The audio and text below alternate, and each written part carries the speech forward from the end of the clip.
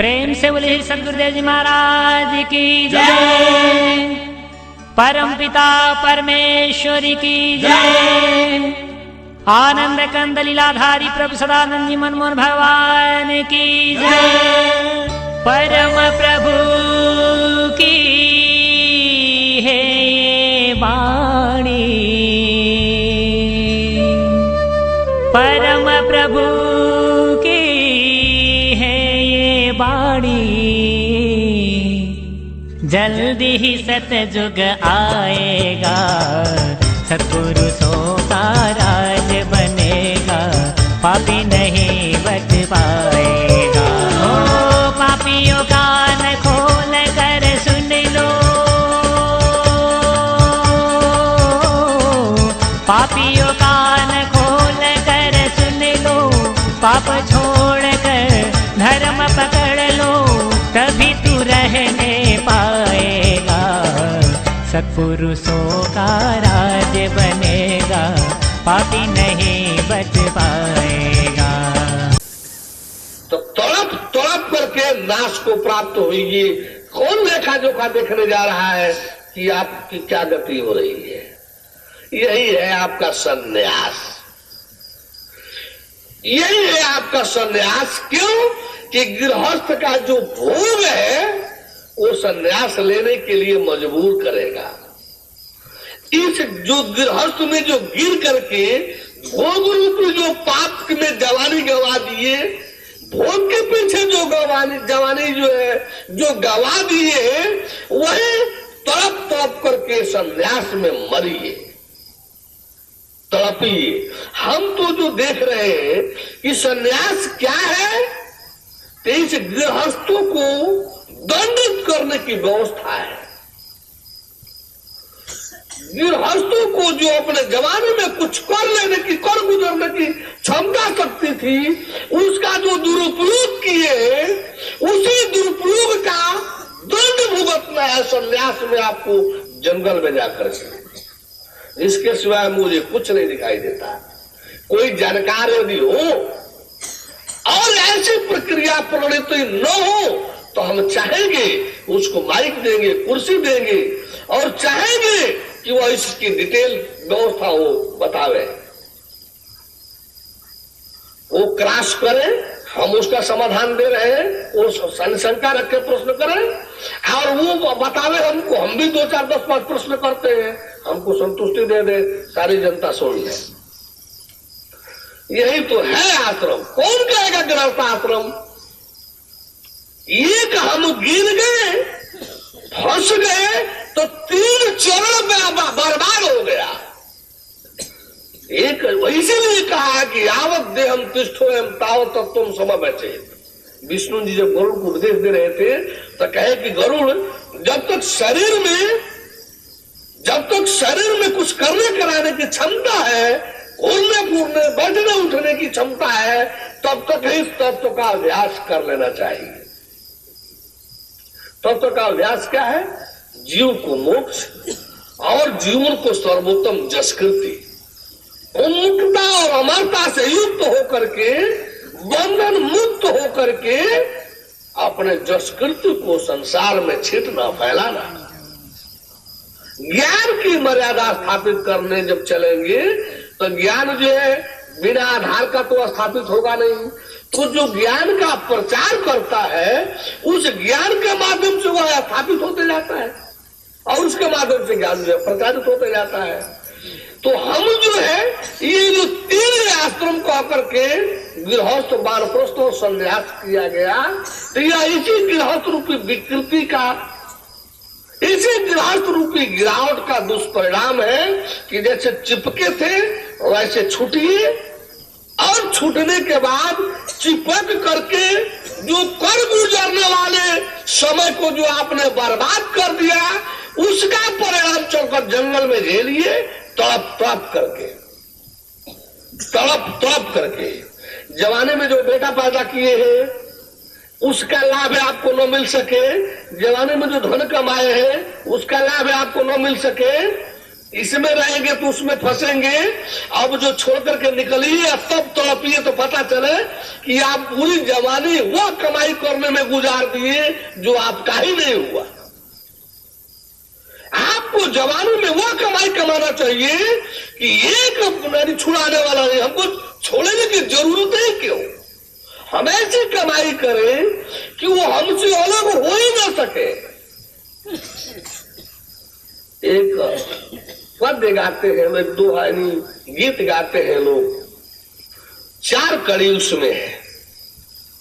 पहली कड़ी है जीवन का फल पाना। फल क्या है? मोक्ष। मोक्ष पा जाना, फल पा जाना है। यदि फल नहीं पाए तो दूसरी कड़ी है फूल खिल जाना, संसार में कुछ जसकृति कर जाना, ताकि जब तक वो जसकृति रहेगी तब तक तो कम से कम आपका नाम रोशन रहेगा। तीसरी है कि यदि जसकृति भी नहीं किए हैं तो कुछ जो है दान दक्षिणा सेवा कुछ कर जाना, ताकि जिसको किए रहेंगे वो तो आपका नाम लेवा रहेगा। चौथी है कि वो भी जब आपके पास नहीं है तो सेवा टहल करके अपना जस मर्यादा स्थापित कर दो। तो इसमें एक है कि नेकी का कर्म कमा जा रे दुनिया से जाने वाले, नेकी का कर्म कमा जा रे दुनिया से जाने वाले। यह तन तेरा एक तरुवर है और नेकी एक क्षीर सागर है। ये तन तेरा एक तरुवर है, नेकी एक क्षीर सागर है। इस तरुवर का फल खा जा रे दुनिया से जाने वाले, नेकी का कर्म कमा जा रे दुनिया से जाने वाले।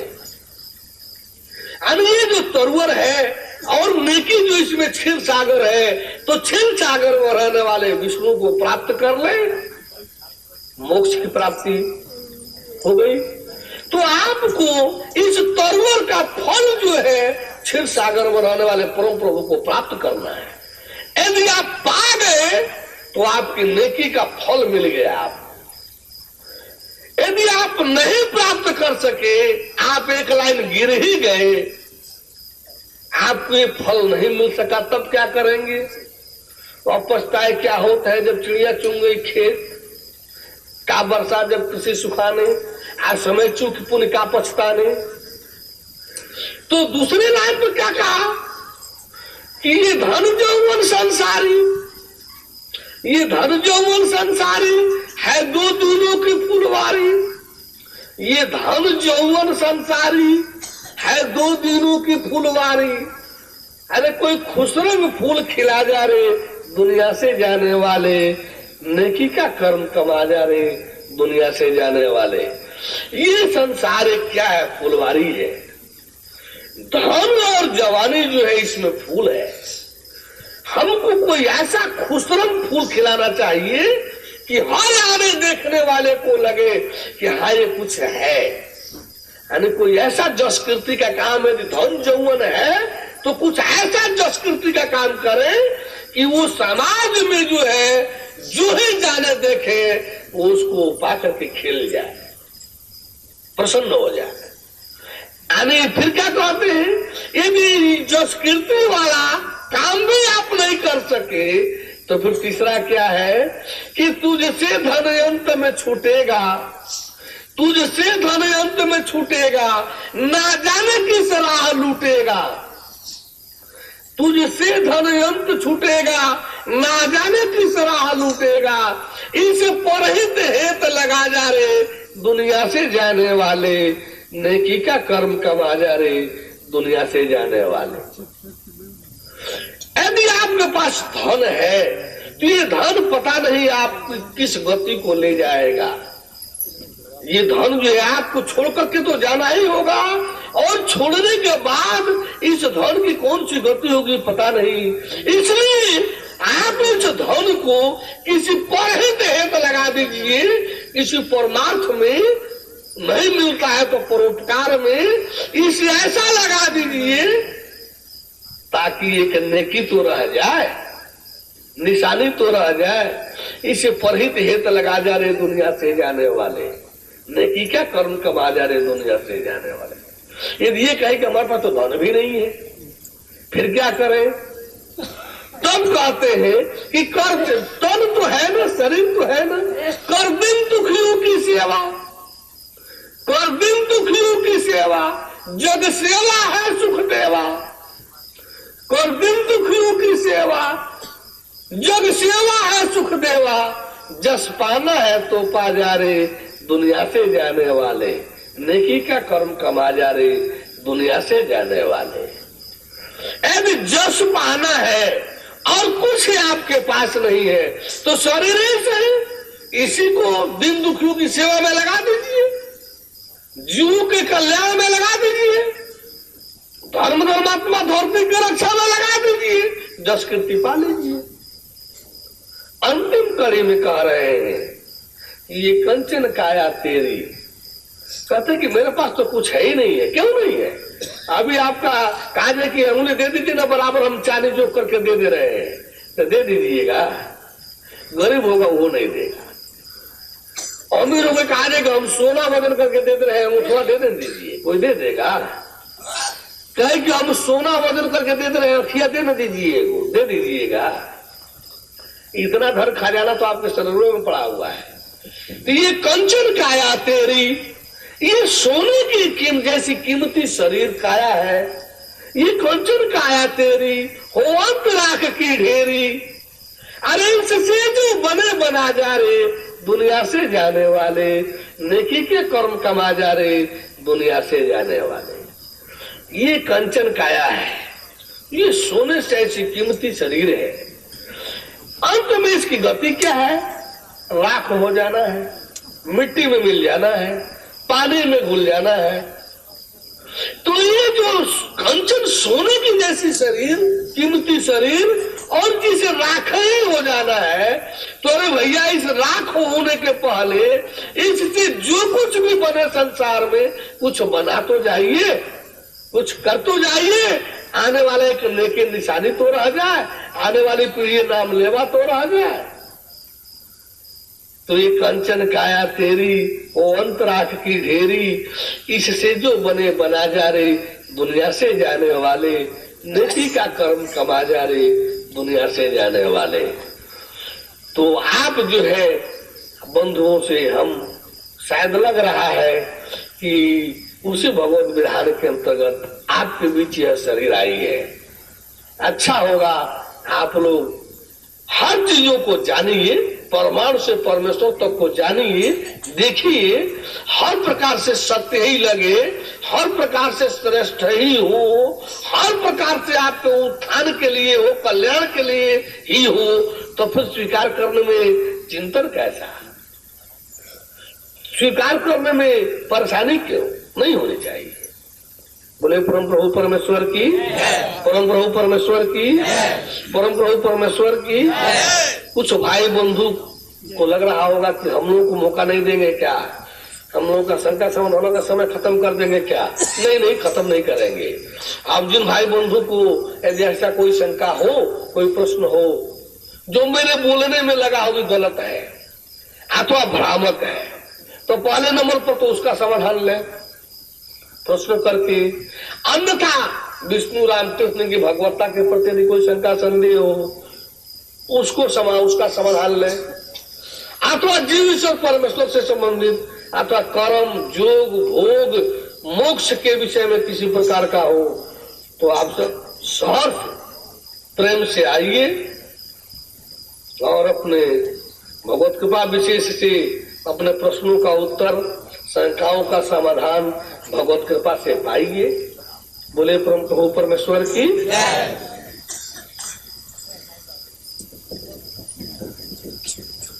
आइए, यदि कोई भाई बंधु चाहे तो बड़े प्रेम से सहर्ष आ सकते हैं। है किसी को कोई शंका प्रश्न वगैरह?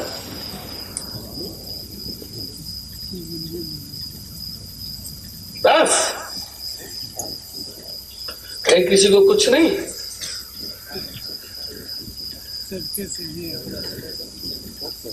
दो तीन बार और पूछेंगे फिर बंद कर देंगे। कोई भाई बंधु है जिनको कोई शंका वगैरह प्रश्न वगैरह है? बाद में ऐसा न कहे सोचेंगे कि ये हमको मौका नहीं मिला। बाबू जूठन सिंह को चाहिए कि अगल बगल में जो कोई भी आगे पीछे रहे हो, खींचतान करने में, बातचीत करने में उन लोगों को सुझाव दे, प्रेरित करें कि वे लोग अपने शंकाओं का समाधान ले। बोले परम प्रभु परमेश्वर की बैठी, बड़ी खुशी।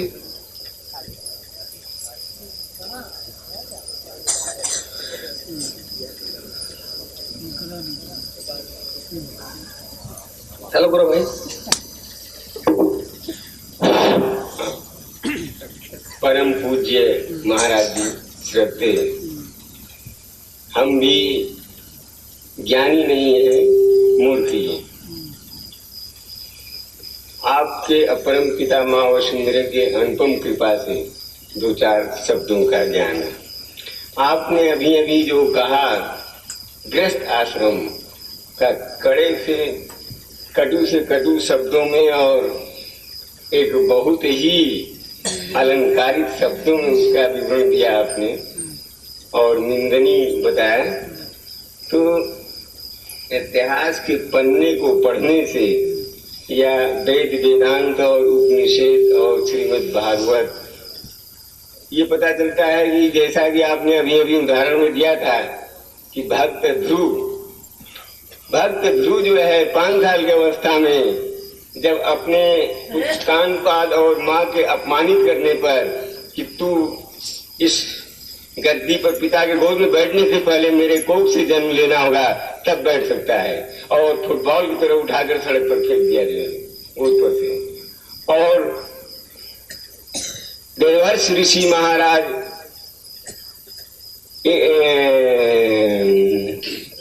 देवर्ष ऋषि महाराज जो है ये नारद जी ने जब रोता हुआ माँ के पास गया और माँ ने कहा कि बेटा तुम्हारे पिताजी जंगल में मिलेंगे, और नारद देवर्ष ऋषि पूछे कहाँ जा रहे हो ध्रुव? कि मैं पिताजी को खोजने जा रहा हूँ। अर्थात कि वो गए जंगल में और उन्होंने 33 करोड़ देवताओं को हिला दिया और कुछ ही क्षण के अंदर परम पिता गए और अभय वरदान दिया। अर्थात कि उसने अल्प आयु में और देवर्ष ऋषि नारद जी को ही गुरु मानकर और परम पिता के आशीर्वाद पाकर जो है सुख जो है गृहस्थ आश्रम का भी भोग किया और राज का भी सुख भोग किया और देवत्व सुख को भी वो साथ अमृत को भी प्राप्त किया। तो गृहस्थ आश्रम में ही द्वारा जैसा कि श्रीमद् भागवत में ये अजामिल जो है, अजामिल महा डकैत और महा अपने जीवन काल में इतना बड़ा हत्या किया था कि पहाड़ लगा दिया था मनुष्यों का हत्या करते करते। लेकिन ये सप्त ऋषियों ने ही ज्ञान दिया कि जाओ पूछ कर आओ कि क्या तुम जो ये पाप किए हो इसमें तुम्हारी पत्नी या पुत्र या ये भी भाग लेंगे, जबकि यमराज की दंडा पड़ेगा। जब वो गया अपने पत्नी से पूछने कि मैं कुल मिलाकर कहना, हाँ कुल मिलाकर वो अजामिल नहीं था, रत्नाकर डाकू था। श्रीमद् भागवत में तो अजामिल नहीं, आपको नहीं मालूम है। सुनिए ना, वो रत्नाकर डाकू था, सप्तऋषि जो भेजे थे वही ब्रह्मर्षि वाल्मीकि हुए, अजामिल नहीं है। वो रत्नाकर डाकू है जो सप्तऋषि को बांधे था पेड़ में और वही पूछने गए। रत्नाकर डाकू था और वही बाद में चलकर ब्रह्मर्षि वाल्मीकि। हमारे कुल मिलाकर जो कुल मिलाकर भाई आप अपना जवाब जो हमको देना है पहले ही वही जब तो बोल रहे हैं, हम क्या बोलेंगे? जो हमको बोलना है वही बोल रहे हैं। जब गृहस्थ के घर में थे ध्रुव तो अपमानित करके निकाल दिए गए। आज जब वही गृहस्थ से बाहर निकल करके जब बाहर हो गए तो सब मिलते हुए परम प्रभु परमेश्वर भी मिल गया और बाहर निकल गए लात मार करके गृहस्थ से, तो राजवा पटवा भी पीछे पीछे चला आया, प्रभु भी मिल गया और राजपाट भी पीछे पीछे डगर आया। तो यही हमको बोल रहा है जो आप बोल जा रहे हैं, आप प्रश्न पता नहीं क्या रख रहे हैं। एक पल जो ये आप बताए अजामिल वाली, तो गृहस्थ आश्रम में ही इतना उसने वैभव कमाया। गृहस्थ आश्रम की रत्नाकर डाकू की बात है, अजामिल की बात नहीं है। आप इसको फिर अच्छा रत्नाकर अब भी अपने जिद पर है, रत्नाकर डाकू की बात है। तो जब तक वो गृहस्थ में था जी उसने जवाब दिया था सप्तऋषि को कि हमारा तो यही पेशा है, परिवार का परवरिश करना, कोई खेती बाड़ी का सिस्टम तो है नहीं, जंगल में है, ये मार काट करके छीनते हैं, और हम तो अपने माता पिता घर परिवार का परवरिश कर रहे हैं, हम पाप पुण्य क्या जाने, हम तो घर परिवार का परवरिश कर रहे हैं। तो तब सप्तऋषि कहे कि पूछाओ कि इस परवरिश करने में जो पाप हो रहा है, उस पाप में से भी वो लोग हिस्सा बटाएंगे? तो वह युग जो था सतयुग त्रेता का था, चाटुकारिता का कम, ईमान और सच्चाई का अधिक था। जब रत्नाकर डाकू घर पूछने गया तो ईमान और सच्चाई की बोली लोगों ने बोला, माँ पिता घर परिवार सब कह दे कि हम लोग आपका पाप क्यों बटावेंगे, हमको क्या मतलब कि आप कैसे लाते हैं, कहां से लाते हैं, परवरिश करना आपकी जिम्मेदारी है, परवरिश आप कर रहे हो, आप करो, हम क्यों पाप बटाएंगे। तो जब गृहस्थ में थे तो भोग तो सब भोग रहे थे, आपका पूरा उनको भोगना था, तब तो गृहस्थ को ठोकर मारकर चल दिए। तो जब गृहस्थ में थे तो रत्नाकर डाकू को उपाधि पाए थे, आज जब गृहस्थ से निकलकर चल दिए, भगवत संरक्षण में चल दिए, तो ब्रह्मर्षि वाल्मीकि हो गए, आज कभी वाल्मीकि हो गए। तो क्या गृहस्थ की मान्यता है कि उसको यानी ब्रह्म में और ब्रह्म क्षेत्र की मान्यता है, ब्रह्मर्षि की मान्यता है? प्रभु एक पल हम क्या कहना चाहते हैं, अर्थात कि जो उसकी पत्नी जो थी रत्नाकर डाकू की, वो इतना दान करती थी कि कोई भिक्षु को वापस नहीं जाने देती थी, अर्थात कि उसने इतना वैभव बनाया। कहाँ से पढ़ ली है? उसकी पत्नी धर्मात्मा थी और किसी भी भिक्षु को वापस नहीं जाने थे। एक दिन 5 ऋषि पहुंचे, आप उनको भोजन फिर से पढ़िए, रत्नाकर डाकू की जीवनी पढ़िए, आप तब इस पर बोलिए। अभी हमको यहाँ कई दिन रहना है जी, थोड़ा पढ़ करके फिर से आकर तब बोलिए। अब हमको कई दिन रहना है, दिन में भी आएंगे, शाम को भी आएंगे, अभी कई दिन हम मंच पर आएंगे, तो थोड़ा सा फिर से पढ़ करके आकर तब बोलिए। एक शब्द बता दीजिए। हाँ पूछिए। कि जैसा आपने गृहस्थ आश्रम का आलोचना किया, कहाँ आलोचना की? सच बोले जी, यही बोलने के लिए हमको वह बुलाया गया है कि सच बोल लीजिएगा, जो हम लोग नहीं जान समझ पा रहे हैं उसको समझा दीजिएगा। क्या आपको ये नहीं कहा जाता है कि आप गिरे हुए, आपको उठाना है, उद्धार को पाना है, मोक्ष को पाना है? बहुत सागर में गिरे हुए नहीं है, बहुकूप में गिरे हुए नहीं है, ये तो हमने माना गिरे। तो जब माना ही है कि गिरे हुए हैं तो फिर अब उसको क्या कहा जाए? यही तो हम भी कह रहे कि आप गिरे हुए हैं, ज्ञान के माध्यम से गिरे हुए हैं। तो हम क्या कह रहे क्या ज्ञान के माध्यम से गिरे हैं?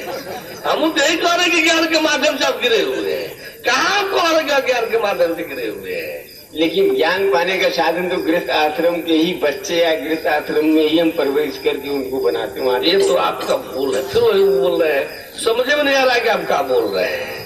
थोड़ा समझिए कि गृहस्थ आश्रम में जो रहा वो फंसकर बर्बाद हो गया, फेंक दिया गया कबीर, फेंक दिया गया तुलसी, छोड़कर निकल गया सुखदेव, चल दिया अष्टावक्र, निकल गया सत्यकाम, निकल गया ध्रुव, चल दिया प्रहलाद, चल दिए सनक सनातन सनक कुमार, निकल गए नारद, चल दिए नवजुगर्षि, पिपलाद, हरि, कवि, प्रबुद्ध, वो सब चल दिए। आज उन्हीं की गाथा है, जो रह गए उनकी क्या गाथा है? हरिश्चंद्र की भी गाथा तब है जब चल दिए अवध को त्याग करके। किसी की गाथा तो चल देने में है, इसे निकल जाने में है, रहने वाले की कौन गाथा है? तो अगर गृहस्थ नहीं रहेगा तो परम पिता परमात्मा की रचना क्या होगी? इनकी सृष्टि तो समाप्त हो जाएगी। अभी परम पिता परमात्मा की रचना क्या है, परमात्मा पर छोड़ दीजिए। आपने उद्धार की और जो बोला जा रहा है इसके सच्चाई की बात कीजिए। जो रचना करता है वो उसका जिम्मेदारी वहन करता है।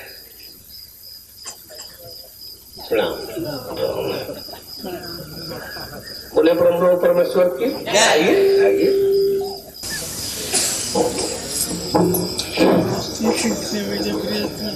गुरुदेव जी, जैसा कि सूर्य के बारे में विज्ञान कहता है कि ये धड़कता हुआ गोला है और सदग्रंथ, जैसे कि महाभारत के सीरियल में देखा गया कि अर्जुन की माँ जो कुंती, वो स्तुति से जो है स्तुति की, तो जो है देव के रूप में सूर्य जी आए और बच्चा दिए कर्ण को। तो इसे क्या कहा जाए, देव कहा जाए या फिर? बोले परम प्रभु परमेश्वर की। अभी हम लोग देखते हैं, अखबार पढ़ते होंगे, कोई अखबार लाना आप लोग, कोई अखबार, हम लोग अखबार पढ़ते हैं, देखते हैं, रेडियो ट्रांजिस्टर में भी सुनते हैं कि पाकिस्तान ने ऐसा कहा, भारत जीत गया, क्रिकेट का मैच हो रहा, भारत जीत गया, न्यूजीलैंड हार गया। तो भारत कोई आदमी है क्या? भारत एक देश है, जमीन है, सीमाबद्ध है, वो कौन सी हारे जीतेगा? न्यूजीलैंड तो एक धरती है, जमीन है, सीमा रेखा, वो कौन सी हारे जीतेगा? आदमी ने हारे जीतेगा। बोलती है बेनजीर भुट्टो, अकाल पाकिस्तान ने ऐसा कहा, बोलते हैं पीवी नरसिंह राव, भारत ने ऐसा कहा। तो भारत कौन आदमी है कि बोलेगा, कहेगा? पाकिस्तान कौन आदमी है कि बोलेगा? ये तो देश न है, एक सीमांकित एक क्षेत्र में है भारत, एक क्षेत्र में है, मिट्टी, जमीन, पर्वत, पहाड़, समुद्र, खाई, नदी, नाला का एक क्षेत्र में है भारत और पाकिस्तान, अमेरिका और जापान, रूस और फिर अफगानिस्तान, ये क्षेत्र में है। ये कौन सी बोलेगा, ये कौन सी हारे जीतेगा, ये क्या कहेगा? पाकिस्तान और भारत में घनघोर दुश्मनी है।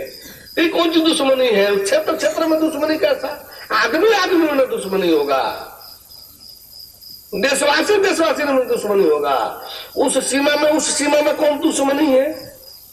क्षेत्र तो भारत तो सीमा है और पाकिस्तान सीमा है, धरती है, जमीन है, पहाड़ है, उसमें आपस में दुश्मनी कैसी? तो जो जिस क्षेत्र का मालिक होता है, जिसके में जिसका प्रतिनिधित्व होता है, उसको उसी नाम से जाना जाता है। तो दैवी व्यवस्था में सूरज का जो मालिक है, सूरज का जो प्रतिनिधित्व डील करता है, वही सूर्य देवता है। और उसको आवाहित किया गया, देव सूरज को आवाहित किया गया, गोला सूरज को नहीं। और आया जो मालिक था, भारत को निमंत्रित किया है रूस, भारतीय राष्ट्रपति को, प्रधानमंत्री को निमंत्रित किया है रूस। तो भारत ने निमंत्रण स्वीकार कर लिया, प्रधानमंत्री निमंत्रण स्वीकार कर लिए, अब पहुंच गए रूस का प्रधानमंत्री निमंत्रण स्वीकार कर लिया, भारत पहुंचा है भारत। तो हमको तो ऐसा ही दिखाई दे रहा है। यदि इससे अलग कुछ हो तो बता दीजिए, इसमें कुछ गलत लग रहा हो तो बता दीजिए। हमें तो कुछ भी जानकारी नहीं है, लेकिन इसलिए कैसा लग रहा है? ये जो बोला जा रहा है, ये तो जानकारी है ना देश वाला। हाँ, ये सब ऐसा कहा जा रहा है ना। हाँ, ऐसे ही वहां भी कहा जा रहा है। अरे प्रकृतिस्थ व्यवस्था में कोई जल का देवता है, तो कोई पानी का देवता है, तो कोई अग्नि का देवता है, तो कोई सूरज जो है, इतने बड़े ऊर्जा स्रोत जो डील कर रहा है, ये अभी मनमाना नहीं ना होगा, ये अभी तो किसी के संचालन में होगा ना। तो सूर्य क्षेत्र का संचालक सूर्य है, उसका नाम, जैसे जिला का संचालक जो है जिलाधिकारी है, जिला जिसके द्वारा संचालित हो रहा है वो जिलाधिकारी है। वैसे सूरज की जो संचालित जिससे होता है वो सूर्य है, देवता है। और वह देवता आवाहित हुआ था।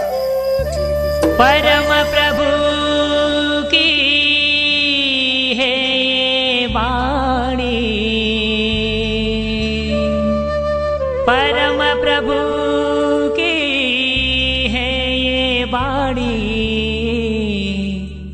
जल्दी ही सतयुग आएगा, सतगुरु